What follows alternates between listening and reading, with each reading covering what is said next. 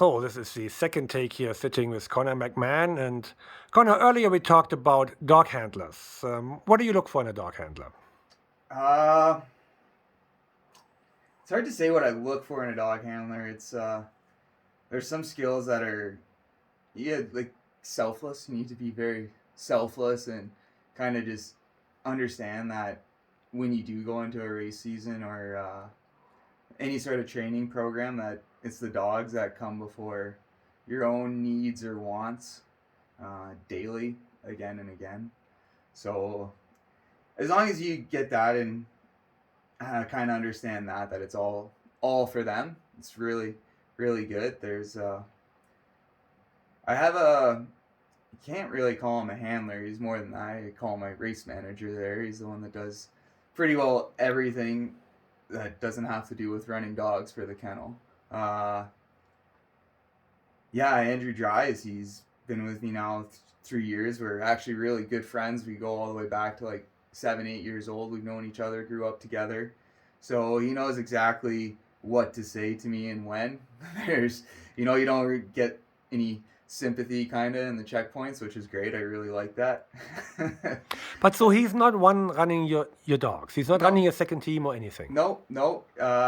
We do some fun runs sometimes. We go ice fishing with the dogs or stuff like that. But no, he doesn't come out and train with me. He doesn't do the camping trips. Just he's got his hockey games to watch back home and stuff. Doesn't want to be running ridiculous miles through the night in the freezing cold, which is absolutely awesome because he knows there's other parts to this team than that, and that's what he knows his role is, and he really takes care of it, whether it be at home massaging and hanging out inside with the dogs that are left behind, and making sure everybody's still on a good feeding program, getting all the supplements and everything like that while I'm out training or coming back sleep deprived from being out there for a couple of days. And I know he's there and he knows exactly what he's doing and when to do it. So What about his mechanical skills?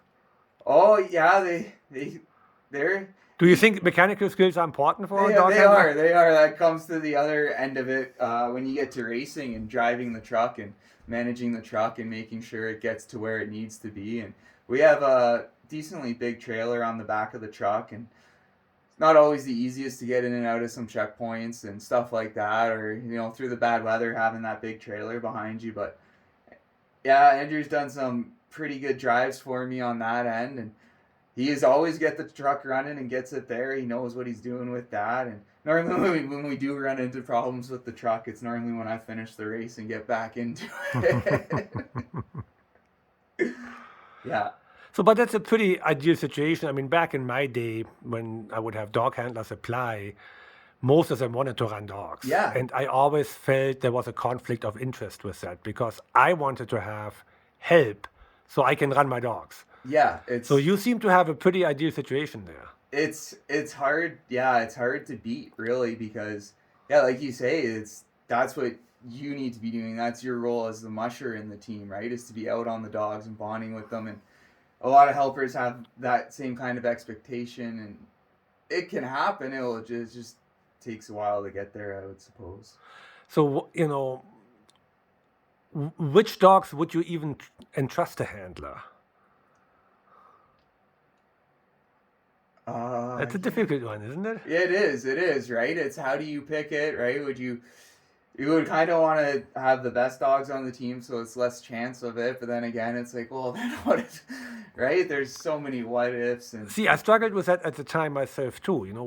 Do I want to give the a handler my young dogs? Well, not really, because because I then, need to build a rapport with them. yeah, Do I want to give him my race team? Oh hell no, not really neither. yes, So right, so yeah. so so are you in the same debate? Like who other than you is actually running your dogs? Nathaniel, and me and Nathaniel are good friends. We've done a lot of mushing together. We've done a lot of camping together, which is why it's not as scary for me because I know the way he mushes and how he mushes and the attention he puts into it and his experience level, which is much past mine. So I don't have a big problem trusting him to the dogs. More more trusting the dogs to him, right? Like, come on, guys, don't embarrass me. Nathaniel's taking you out. Remember all the, don't be goofballs, but Yeah, it's really nice to have another musher around, right? Because it is hard. I'm gonna have to have some of my race team left behind when I go down to BC, and I've had friends offer to come by and run them for me, and it's like, oh, right? It's kind of hard because then if anything happens, it's like, well, then I'm gonna be kind of upset. It is race season, and I'm sleep deprived. We don't need to wreck any relationships over this. Yeah, it's a pretty interesting subject, you know. I mean, the handlers which do come, they're usually very willing people to help. Yeah, But then for them to realize what type of help we actually need, I think there's a big difference yeah, probably in that. and Irish Andy, my handler last year, is an incredible guy and just super humble. Never stumbled on it just once. Right, was proud of how fast he could scoop the yard and get all the nasty stuff done. Right, he could clean coolers real quick, and he loved it. He knew that was his role to play. And Andy, if you're out there, you got to come back, buddy. I know you're having fun down in South America, but Well, I think we'll leave the handler one right here. Thank you. sounds good. Sounds good. Thanks, Sebastian.